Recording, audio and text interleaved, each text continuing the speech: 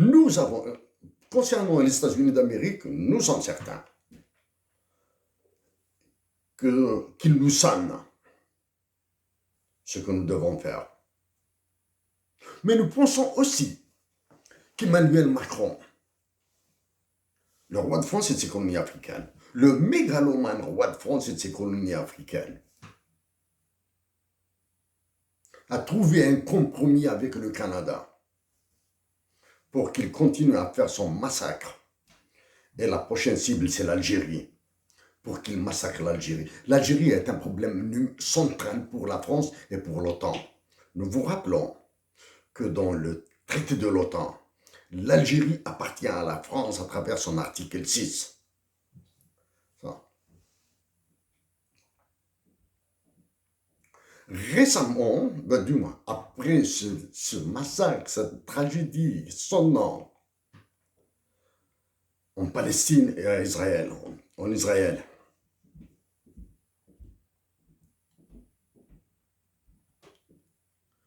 il est question du droit, de l'application du droit international et de son respect. Que reste-t-il de l'Organisation des Nations Unies pour qu'elle applique le droit international, the international law? Que reste-t-il du Conseil de sécurité de l'ONU? Oui, nous avons travaillé sur la réponse du Conseil de sécurité de l'ONU. Le Canada est complètement absent, a été complètement absent, mis à part 2 ou 3 petites observations qu'il a faites.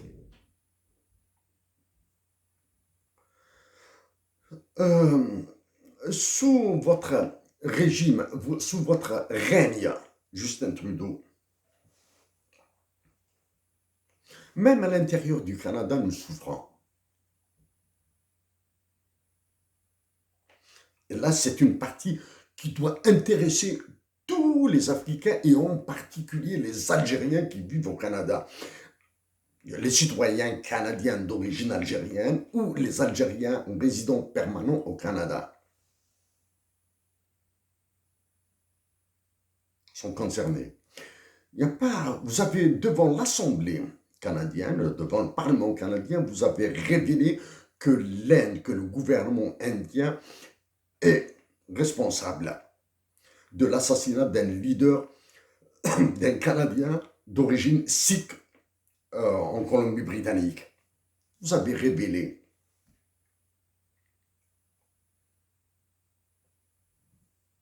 la responsabilité de l'État indien dans l'assassinat d'un Canadien de confession sikh au Canada même.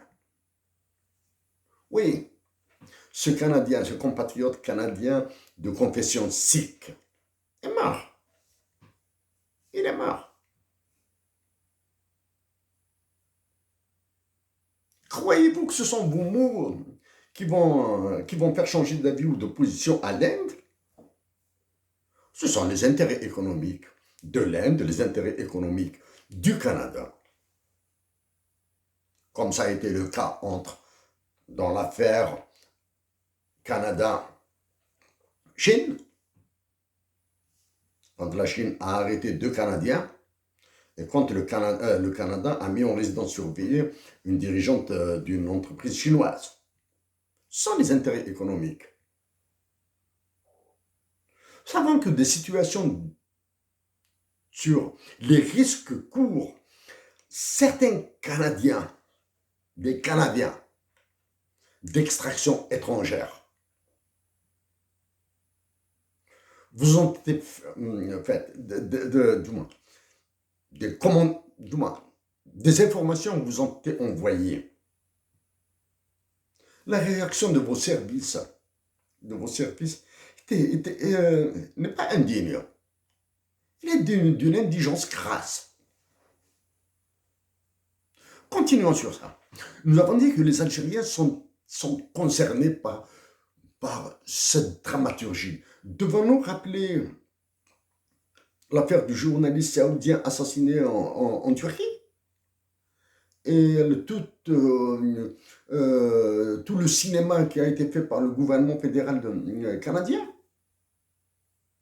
Il faut dire, contre le Canada et l'Arabie Saoudite, il y a des intérêts économiques. Des Algériens risquent d'être butés au Canada. Ils risquent d'être butés. Ils vont s'ajouter, non pas dans la case perte et profit entre l'Algérie et le Canada, juste perte pour profit entre l'Algérie et le Canada. Si l'État fédéral canadien ignore que la prochaine victime est l'Algérie, c'est très grave. Même si tout est en apparence concentré au Mali, Niger, Tchad, Burkina Faso, etc. Et Tchad, il est Amadouia. Le Tchad, il a été réglé.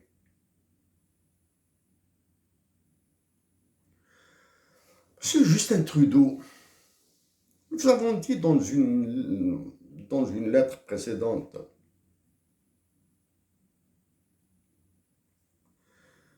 que l'esprit de paix, l'esprit des droits humains a disparu dans les discussions internationales, dans les négociations internationales. A disparu. Pourquoi? Parce que faute de leaders d'envergure mondiale, faute de leaders d'envergure universelle, pour agir en faveur de la paix, pour agir en faveur des droits humains.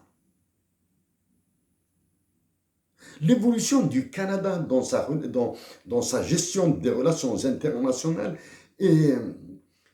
fait très mal. À titre d'exemple, il y a un peu plus de 10 ans, l'Agence canadienne de développement international, l'ACDI, avait commencé par un modèle de gestion orienté droits humains.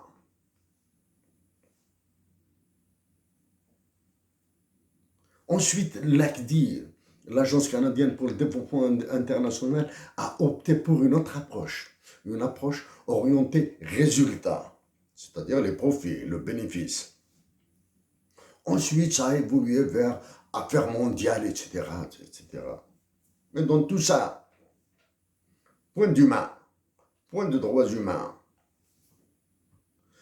En Algérie, le Canada a une réputation extrêmement positive. Vous l'avez massacré, Justin Trudeau. Vous avez massacré la réputation internationale du Canada, surtout en Afrique du Nord. Pour les autres pays, il nous est difficile de nous prononcer. Monsieur Justin Trudeau, il s'agit du droit humanitaire, du droit de la guerre, du droit international, entre la communauté internationale. Que signifie communauté internationale? Nous ignorons tout. Nous ignorons absolument tout de la signification de ce mot-là, de cette expression communauté internationale. Crie à qui veut veut l'entendre qu'il faut respecter le droit international, qu'Israël doit respecter le droit international, que la Palestine doit respecter le droit international.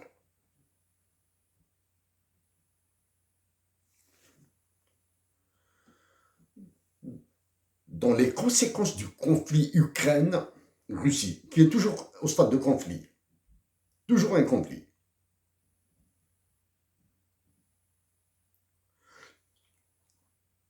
certains pays se sont déclarés volontaires pour accueillir des réfugiés. La Finlande, on a pris le gros lot. Le Danemark, la Suède, la Norvège, que nous avons vu, des réfugiés que nous avons vus. Le Canada a pris une part.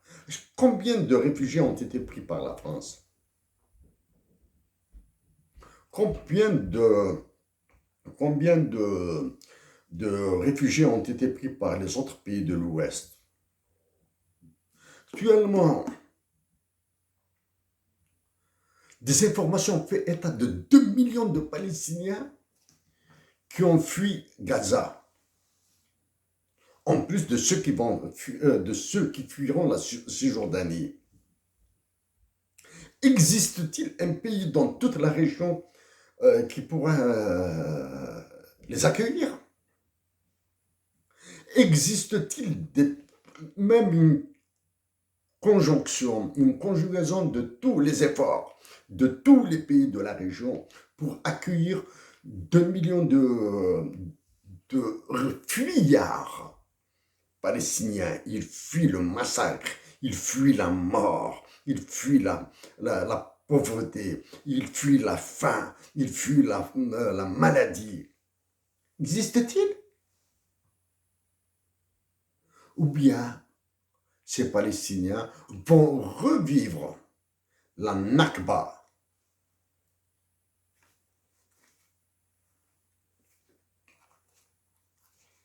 Monsieur Justin Trudeau, là, nous allons répéter encore une fois que quand nous avons proposé début de négociation, discussion, dialogue, négociation entre Israéliens et Algériens, la réaction de la dictature militaire algérienne et du soi-disant président de la République. La présidence de la République de l'Algérie est une conciergerie de Macron. Les généraux de l'état-major algérien sont des généraux de Macron. Ont eu une réaction extrêmement violente envers nos mots, très violente.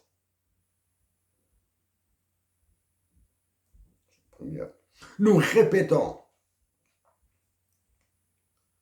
que nous avons contacté l'ambassadeur d'Israël en Norvège, à Oslo.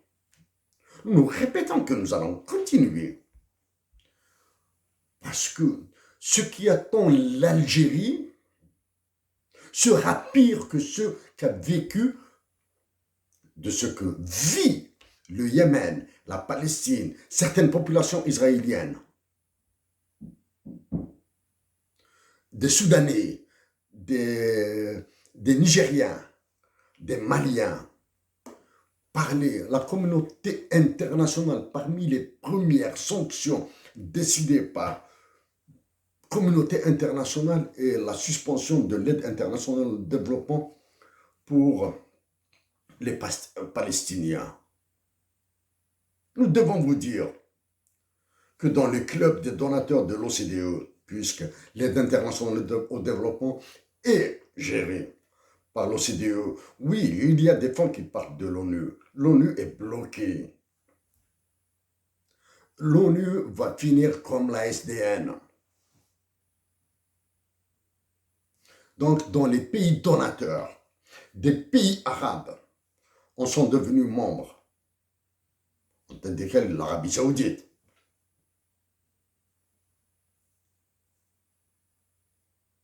Donc, en reprenant leurs billets, leur argent, les pays arabes qui sont membres, membres des pays donateurs de l'OCDE, ils pourraient nourrir 3 peuples palestiniens et 5 peuples israéliens. Sur une durée de 10 années, le temps qu'ils rebâtissent leur pays, qu'ils instaurent la paix. Nous vous recommandons ce livre, Humanitarian Intervention. Pourquoi nous vous recommandons ce livre? Parce qu'il y a un nom que vous connaissez dedans. C'est Michael Ignatieff, ancien leader du Parti libéral canadien, le parti qui vous a porté au pouvoir. Quand vous lirez la partie Michael Ignatieff, il faut le prendre ici en tant que sommité international du droit. Quand vous lirez ce qu'il a dit sur the failed state, the wrecked state, vous comprendrez que les politiques comme vous ne faites que du bruit là. Dans ce livre, Humanitarian Intervention, oui, nous insistons sur, le chapitre écrit par Ignatieff, State Failure and Nation Building. Juste avant Ignatieff, c'est l'un des mouftis, l'un des rabbins, l'un des papes des relations internationales orientées libéralisme. C'est Robert Cohen. Bien sûr, ils font appel à un autre mastodonte, Stephen Krasner.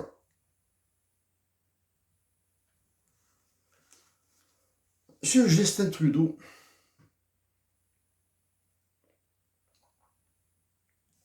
la vie des Canadiens,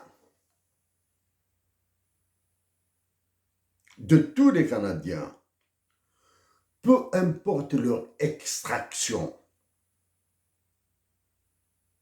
est importante à nos yeux.